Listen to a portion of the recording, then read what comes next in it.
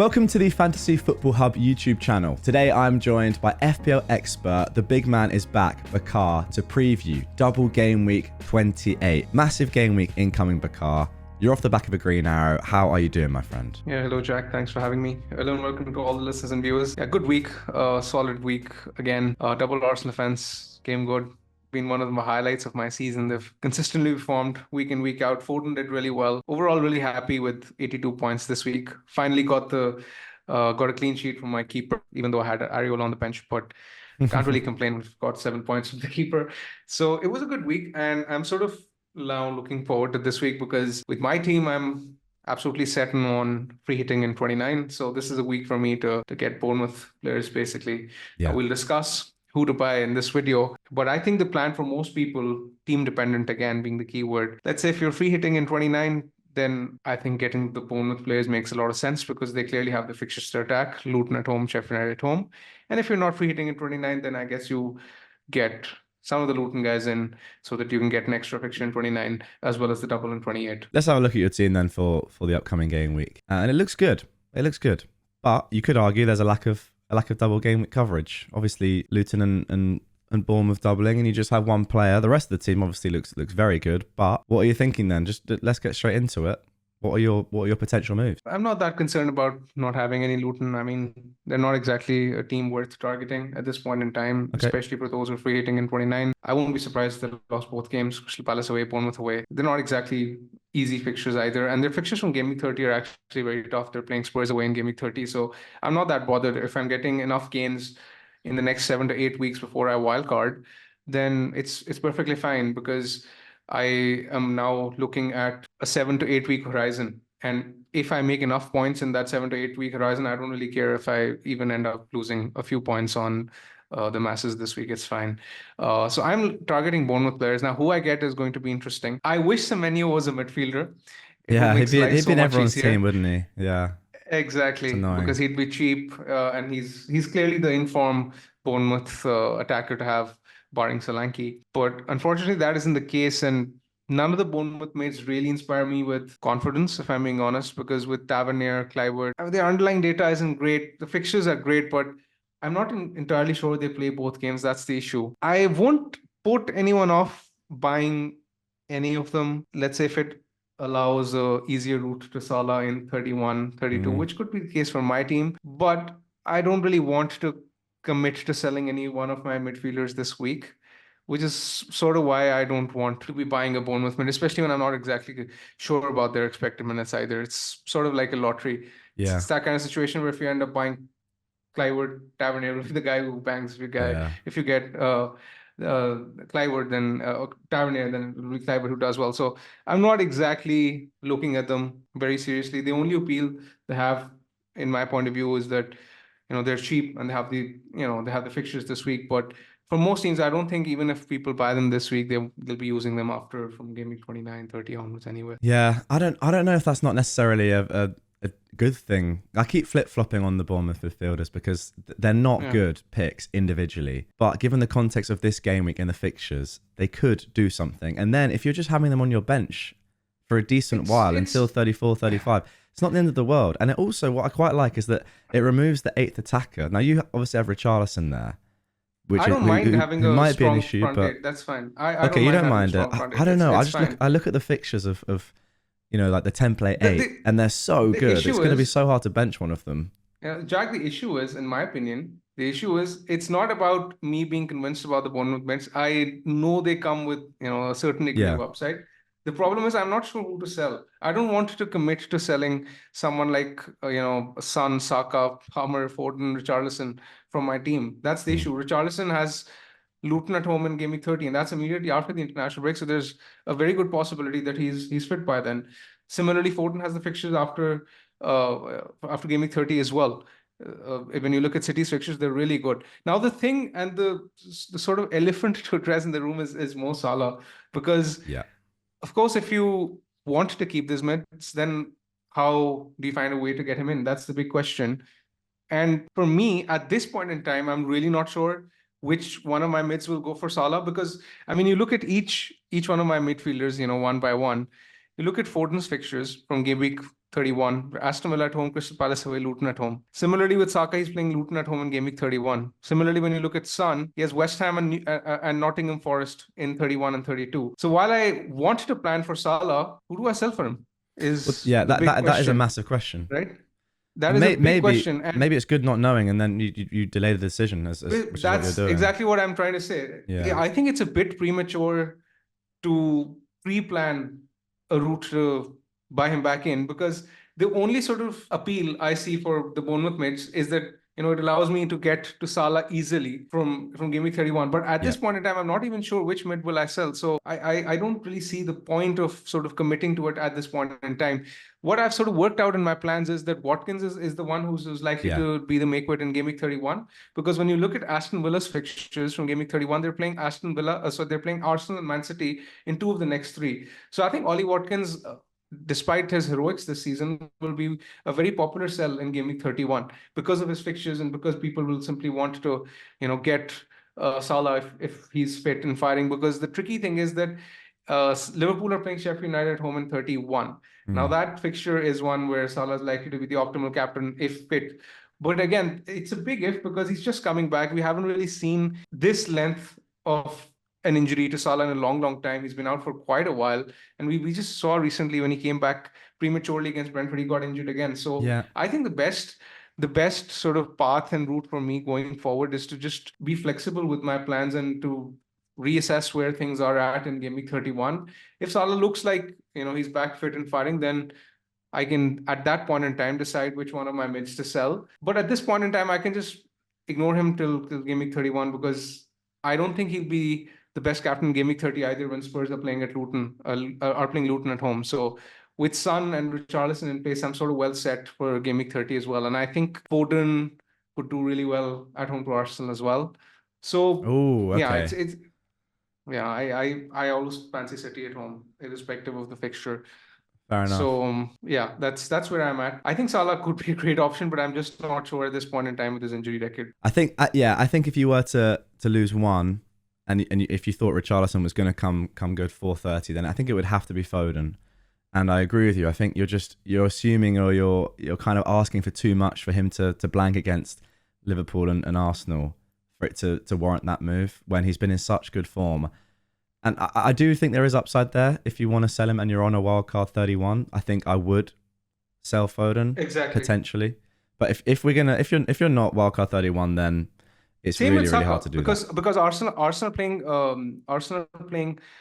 City away in 30. So let's say if you're wildcarding in 31, then you can sort of plan for a Salah route through a Saka sale in 30, right? And then you can sort of wildcard Saka back. So that works well as well. Again, a lot of what we're discussing this week is, chip dependent, strategy dependent. So you've got to be flexible with all your plans. There's no right, correct, black and white formula, which I can sort of lay out for the majority of the teams. For my team, for example, free hitting in 29 is a bit of a no-brainer because I have 5 players in 29, and that is assuming that Porro is fit. So for my team, my plans are fairly certain. And again, depending on how the fixtures land, we'll see what the best time to wildcard is. But I don't think I'll be using a wildcard before Game Week 30 for sure. And another thing I'd sort of like to mention here is that, with each passing day, the appeal of free hitting in 34, especially for my team, is sort of getting less and less, because when you look at the projected fixtures and you look at Ben Crellin's projected fixtures, who's basically the fixture expert, he is predicting, apart from United, just Crystal Palace and maybe Everton to have a double in 34 as things stand, which again does not really... it is worth mentioning there are loads of permutations there, so we're not going to know until 31 really, or maybe before 30. But another very critical thing, especially for those of us who are looking to buy Bournemouth players this week, is going to be the Europa game result tonight. If let's say Brighton beat Roma, or even if they draw, because it's an away from home fixture, even if they draw, their chances of progressing in Europe are very, very good, because they're slight favorites to progress. But if they get a result away, then I'd assume that they're likely to do well.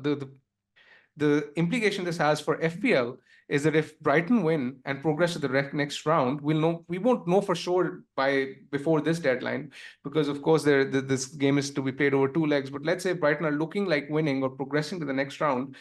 In that case, Bournemouth are likely to double in 34 as opposed to 37. Let's say if Roma were to win, then Bournemouth are more likely to have a double in 37. So someone like myself who's looking to buy Bournemouth players, I can just then load up freely if I feel that Bournemouth will also have another double in 34, because it's not just the double this week. If it's a potential double in 34, as well as their fixtures from game week 30 to 33, which treat Everton at home, Crystal Palace at home, Luton away, triple Bournemouth is looking great for those of us on Free Hit 29. All right, I think I want to just get into it then. Your potential transfers for this week. I do just want to say your point on Salah and not necessarily having a plan to get him back in because we're not sure about minutes and just who you're going to sell, etc., etc. I mean, we had this exact thing earlier in the season, and you were completely right about it. And to be fair, FPL Salah said the exact same thing. Just didn't have a plan for him because the rest of the midfielders are doing so well. We're not sure about his fitness, and we can always just take a hit for him down the line if you really had to. Okay. Just to clarify, I do have a rough plan to bring him in. For example, it would be Watkins to Mateta if Palace are likely to double. Which I must say I dislike strongly. By the way, I think that Isak and Darwin are much. They are the prime third slot forwards for me. Yeah, but if Liverpool are not doubling in 34, then you'd assume that you'd go for a Newcastle striker, simply because Newcastle's fixtures in 31 are really good as well, and they're in that case they might double in 34 too. So I think Isak is likely to be the pick in that slot. So the compromise that I make, let's say, could be a Mateta over an Isak, basically, which is not that significant. I mean, oof. And even then I could sort of get Isak if I sell Son over Foden. So it's a combination of who I sell. It's not necessarily Mateta, because if I sell Foden, then I can get Isak, right? So it's very difficult to say right now as to what the route to Salah will be. But it's not as if I'm sort of completely ruling out a route to Salah. I do sort of have it at the back of my mind that I can still get to Salah in 2 moves in Game Week 31. That's the critical thing. All right, let's talk Bournemouth then. What are your planned transfers this week? Oh, it's tricky because, as I've said, I'm not sure how sort of deep to commit to Bournemouth until I have an idea about the double game week in 34. Yeah. Let's say if Brighton get a positive result tonight, then I think I'll get double Bournemouth to add to Solanke, and I'll just triple up on them for a hit. For the reasons mentioned earlier, even though I sort of want to get an attacker for the upside, I'm just not really sure about the expected minutes. I've spoken to a few Bournemouth fans. They're not sure. They think that either of Tavernier or Kluivert could get benched in the second fixture in particular. So just for expected minutes, and given my boring play style and how simple I like to keep things, I think I will likely resort to a defensive transfer, and that transfer is likely to be Ake to Zabarni. I could sell Taylor as well, but just because I have this thing about Salah at the back of my mind that I might need Salah later and I might need the funds, I think that 1.3, 1.4 million that I save by selling Ake could be significant, and it could then make getting Salah much easier. So I think I'll sell Ake, and with Guardiola back, I'm not even sure about Ake's minutes going forward, to be very honest either. So I don't really want to hold him and play a guessing game every week. I mean, with the City attackers, it's different because now Foden is nailed. Ake with Guardiola back is nowhere near as secure, and it's going to be a guessing game every week, especially with them in Europe. I don't really want to bear with that headache, especially when I will have double Arsenal in defense, and I will have Porro as well with Spurs' fixtures, who are really, really good, and Zabarni as well with Bournemouth fixtures as mentioned earlier. So I don't think I'll need Ake. I think he's probably going to be surplus to requirements, and that 1.3, 1.4 million that I gain could go a long way. So I think I'll sort of sell Ake over Taylor. Yeah, I agree with that, and I think you're only really looking at 2 potential cleans down the line before 35 anyway. Palace away, Luton at home, but as you said, you don't need 4 or 5 defenders. You have Taylor there as your 4 million. We all start the season with a 4 million player. It's fine to have him. Yeah, and Zabarni, I think if you are playing through, Zabarni is the obvious pick. I think that Kirkez, I would have Kirkez if I was wildcarding 31. I think there is slightly higher upside there. But if you're playing through to 35 or beyond, I think that he is nailed. He's played, obviously, as everyone is saying, he's every minute this season. Very important. Every minute this season, and with Kelly and Aaron's back, I just don't really want to risk it with the fullbacks. I think their attacking threat is overrated anyway. Their attacking numbers aren't great for either of the Bournemouth fullbacks. So I would just go with the guy with the highest expected minutes.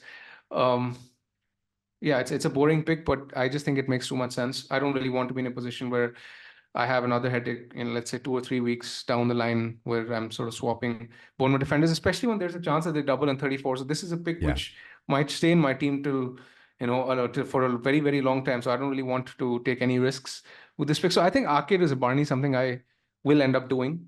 And apart from that, the other transfer I'm considering is a goalkeeper transfer. So this would be for a hit then? Because you have one free. This would be for a hit. This would be for a hit, but I'm not exactly sure whether I'll do it, because I think I'll do it if Brighton get a positive result in Europe, because then I would be very confident that with Bournemouth doubling twice, that the 4-point hit would pay off. But if Brighton, let's say, lose by a big margin, then this move would be a bit up in the air, and I'm not really sure whether I'd go for it. The tricky part is deciding which one of Areola or Dubravka to sell. Yes, it is. It's very hard. First, this is the first part, and the second part is it's even trickier because Areola has Burnley at home this week. Yes. So if I'm taking a hit for a goalkeeper, then it becomes dodgy. If West Ham keep a clean sheet this week, which they could, then all of a sudden I'm looking at 10, 11 points from Neto to break even, which is quite a stretch. So unless I feel that Bournemouth will double in 34, I don't think I'll take the risk. But again, a lot of this depends on the results. Let's say if Brighton do get a positive result tonight, then the second conundrum I'll face is which one of the goalkeepers to sell, Areola or Dubravka. And I've looked at it in detail. The good thing about keeping Areola is that he has a decent fixture in 33 when Bournemouth play Man United. Areola has Fulham at home in Gameweek 33. The good thing about keeping Dubravka is that he could potentially have a double in 34, and he has good fixtures in Gameweek 30 and 31 as well. So what makes it trickier is that we don't have a concrete update on Nick Pope yet, and knowing Eddie Howe, I'm pretty sure we won't hear anything concrete from him either. But there are reports that he could be back, let's say, by the end of March. So if that is to be the case, then that's maybe that maybe makes Dubravka sell. I'm not convinced either way, to be very honest. And as you can sort of see in this video, I'm much more convinced about the defender transfer as opposed to the goalkeeper one, which is one I will make if Brighton get a positive result. But at this point in time, I'm just not sure which of the goalkeepers to sell. Yeah, and to be fair, what are your thoughts? I'm in the exact same predicament. I'm in the exact same predicament, and my general thinking is I quite like the hit, and I think I would sell Areola, because I think that gives me the best chance of having a doubling goalkeeper in 34, because West Ham aren't going to double. That was generally what I was thinking. I also think the rotation between Neto and Dubravka is... People talk about the rotation between Neto and Areola. Dubravka and Neto is also completely fine. So that is kind of what I'm thinking. The one thing is, getting Neto in, he's obviously 0.4 more than Areola. I don't know what your selling price is on Areola, but you're losing money there, which also could be important for Salah later down the line. For me, it's Dubravka's selling value is 4 million, and for Areola, it's 4.2. So it's not that significant. It's just a 0.2 difference.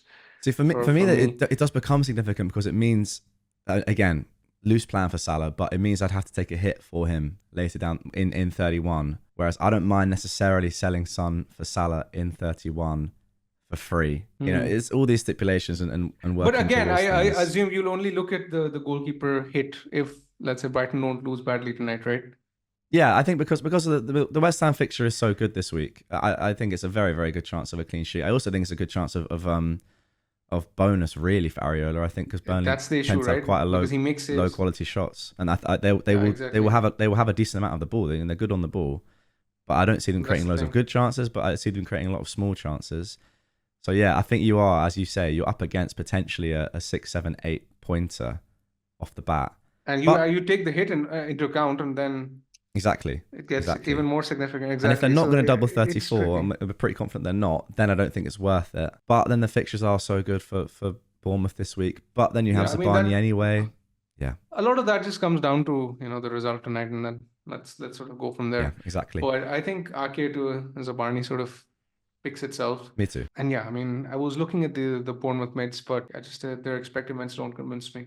Yep, I completely agree. All right, last question of this one. Captaincy Solanke. Is that obvious? Should we just do it? Of course. The little said, the better. I mean, I don't really want to spend too much time on this because I think he's a potential triple captaincy option for those who still have the chip left. I think you won't get a better set of fixtures before the end of the season. So I would even triple captain him if I had the choice. Okay, thank you very much, my friend. That is going to do it for this one. Thanks for the tips and advice. Looking forward to this week. What always annoys me about double game weeks is that we in the UK can never actually watch the doubles, legally that is, because these games aren't televised. So we put all this work in and effort into getting ready for doubles and picking players that play twice, and we can't even watch them. It's a bit annoying, but it's still going to be a good week. Thanks, mate, and good luck. Cheers, you too.